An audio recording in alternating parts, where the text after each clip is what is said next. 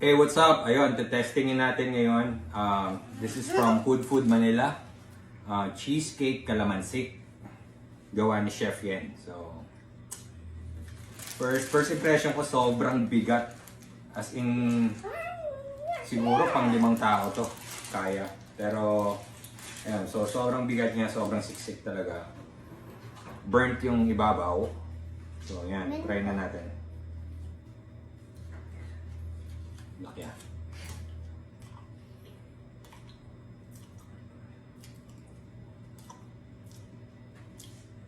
Sobrang creamy, sobrang hindi tinipid. Siksik na siksik yung sangkap.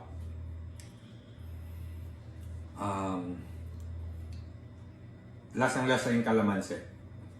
So unique siya, unique taste siya, pero sobrang creamy yung cheese niya. Kaya isa pa. Approve. Sobrang sarap. Chef Yen. Ang galing. Hanggang 3 days siguro to kasi ang laki. Where are your arms? Can you see? I see your Yung arms. kinain ni Jaya dito ba? Diba?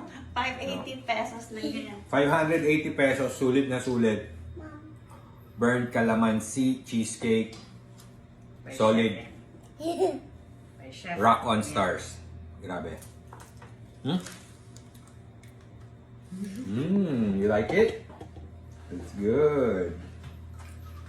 Food Manila. Check it out.